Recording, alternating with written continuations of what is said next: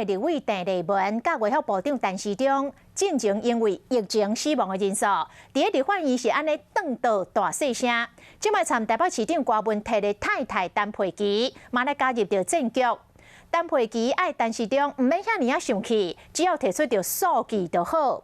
陈佩琪嘛来质疑着陈市长，当时东洋药品公司所买的 BNT 的疫苗，若是无破局，是毋是都袂有800外个人为着病毒来死亡？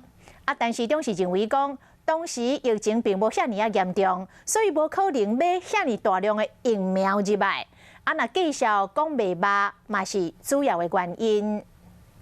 这不是我们多努力在做。因为疫情死亡的人数，和卫福部长陈时中和南洋立委郑丽文冤家，想要到台北市长郭文铁太太陈佩琪嘛和陈市长起冲突。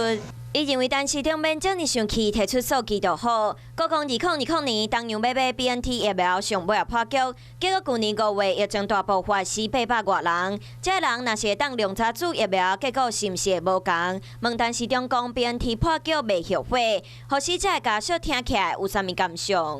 第一个大概就是说没有完全的授权，然后第二个那时候的冷链也没有那么多，那第三个那时候疫情没有那么大，所以那个数目，大概是那时候很难去买那样的数目。然后，但最后一个当然是在价格上，那完全没有办法接受。这对夫妻都在马后炮吗？不会啦，只是事后的见解比较多。前卫生署长杨志良嘛，家己证据讲郑丽文指控陈市长拄啊好尔。新冠病毒带走台湾800条人命，都是政府无要以人民健康的证据。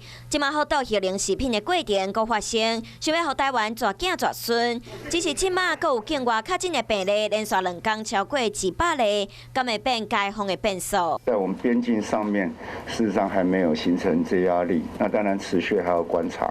如果新冠的感染它引起来的疫情规模不超过流感的话，那就是可接受的。每天的死亡人数超过2位数的话，那个大概就是严重的疫情，必须要更改我们的防疫政策。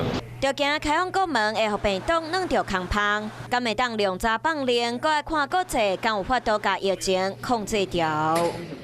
Hello， 大家好，我是乃瑜，要教给大家2个任务。第一个，华视新闻的脸书专页，你按赞了吗？还有华视新闻的 YouTube 频道，赶紧订阅起来，还要记得按赞，开启小铃铛哦。